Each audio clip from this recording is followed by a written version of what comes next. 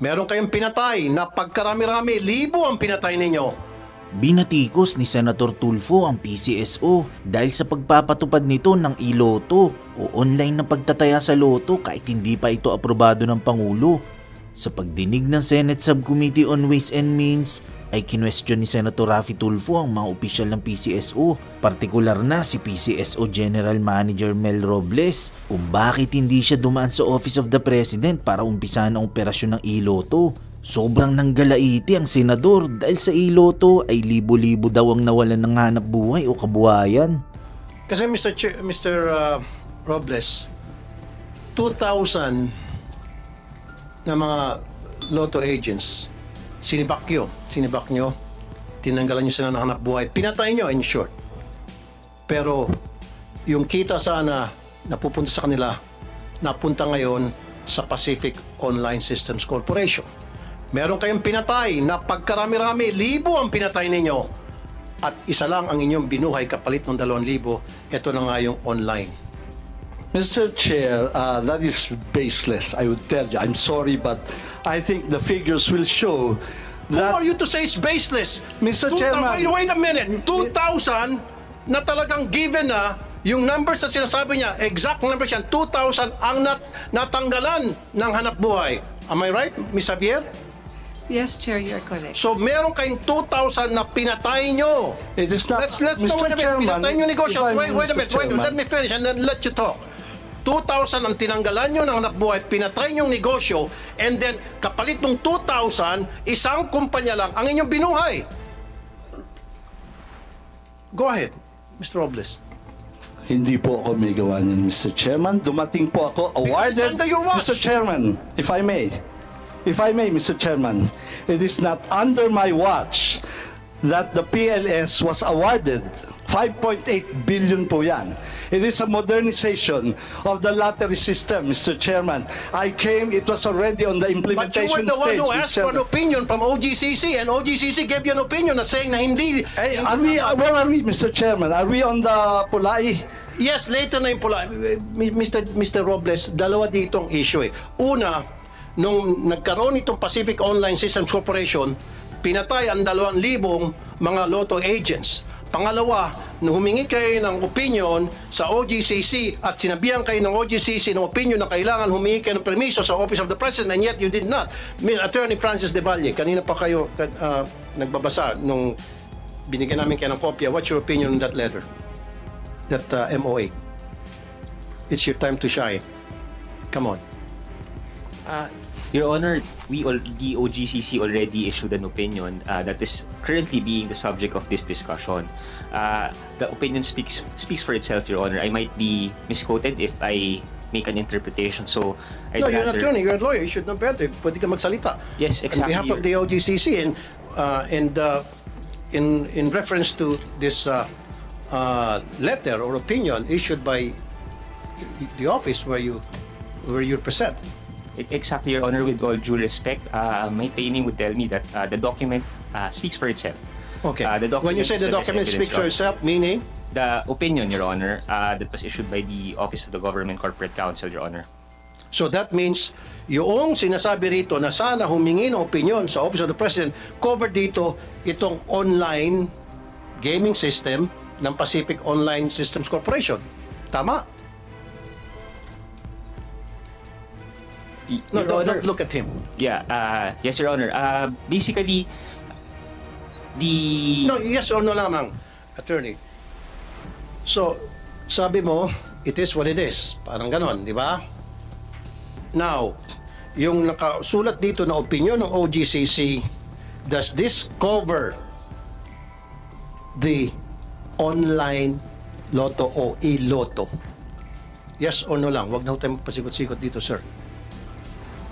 Nabasa mo naman na. At tinawagan mo na, I would assume you would have called people na who could give you enlightenment on this issue. Yun ang gusto kong tanongin. Kasi sinasabi ni Mr. Robles, magkaibang laro.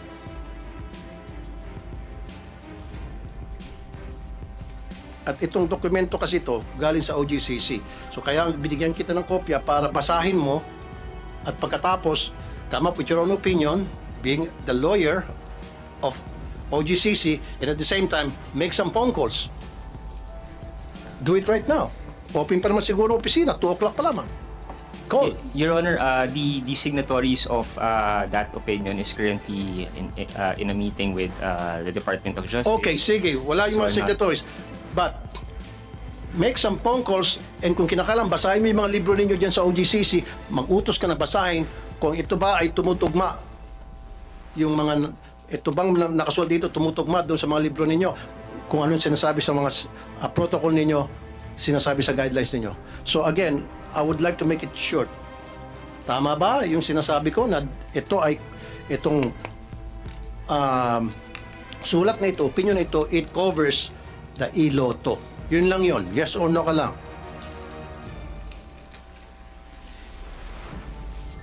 Sabi mo kasi kanina, it is what it is. Meaning, kung ano yun nandyan, yun na nga yun.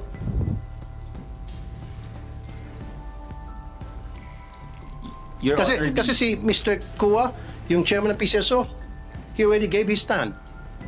Sinabi na niya na tama yung nakasulat dito at tumutugma doon sa sinasabi ko. So ngayon ikaw from OGCC.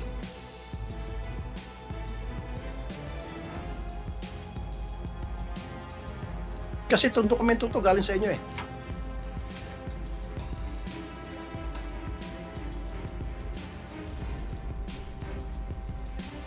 Come on. Kung kinakailangan hanggang madaling araw tayo na alas 12 rito, I won't mind. Promise. Comsec, mag-ready ka nga ng mga kumot banig dyan. Hindi nga. Gusto ko opinion ng OGCC kasi nakakuha ko na ng opinion mula sa PCSO from Chairman Juni Kua na sinasabing yung online lotto, e-lotto, ay covered dito. Yun ang pagkakaintindi ko. Am I right, Mr. Kua? Para kunin ko ng opinion ng OGCC. Tama ba yung pagkabasa ko, Mr. Kua? Was it plain and simple? Na yung nakasulat dito, covered na yung e-lotto.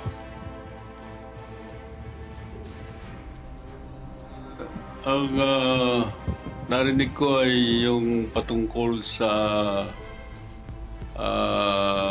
paghingi ng approval ng OP Correct. tungkol diyan sa e-lotto. Sa opinion ng OGCC. Correct. Kung ano man yung nakasaad diyan at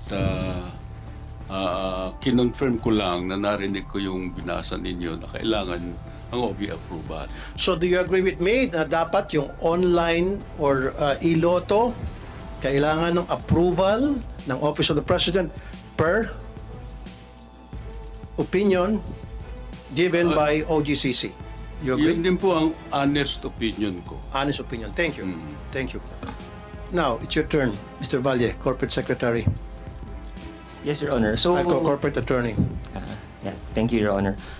So this contract review pertains to the Memorandum of Agreement for the one-year test run of the web-based application betting platform executed by the PCSO and Pacific Online Systems Corporation. And I'm just reading from the contract review issued by the OGCC, Your Honor.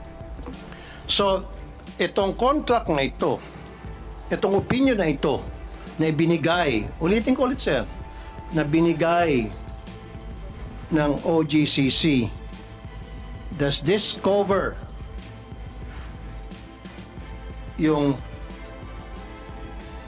e-lotto na kailangan dapat humingi ng permiso from the OP?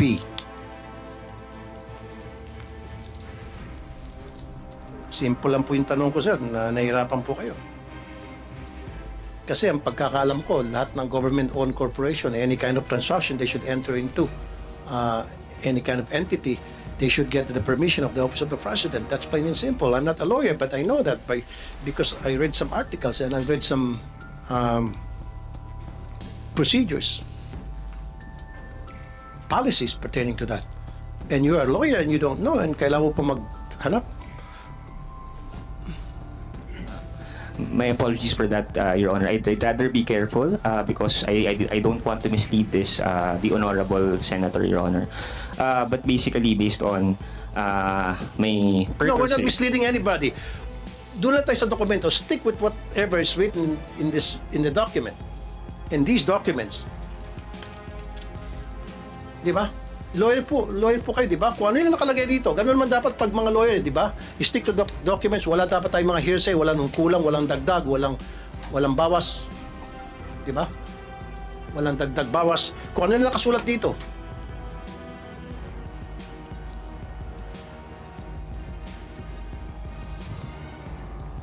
Basically, the opinion has 4 points, Your Honor. Number 1, that the procurement of WABP pertaining to the Memorandum of Agreement that was given to me is within PCSO's mandate. Second, that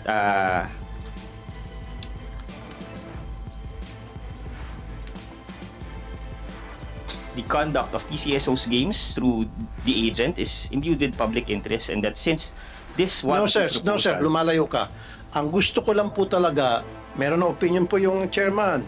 Ang gusto ko lang sabihin sa inyo dito, itong nakasulat, ang gusto ko lang malaman dito, malaman ng lahat, yung nakasulat po dito sa opinion ng OGCC. Kasi kanina sinasabi ni Mr. Robles, 2 different games. Birthday Panalo and iLotto, at sinasabi niyang gaming platform versus iLotto. So, ang tanong ko lang po, sir, yung pong, ito lang po yung RE, basahin nyo lang, oh. Yan lang yun, sir. Yung RE, regarding sa first page, and then sa page 5. Yun lang po yun, sir. Gusto ko lang makumpirma na yung nakalagay rito na opinion, nasa step 1 pa lang tayo, meron pa po step 4. So haba tayo rito, sabi ko sa'yo, abutin tayo madaling araw dito kung kinakailangan. Dito pala muna tayo sa una, regarding nais ko makuha ng inyong opinion naman, kasi kayo ang present dito, kayo ang pinadala. Ito po ay kino-cover ang iLotto, na dapat ang iLotto kailangan ng permiso from the Office of the President.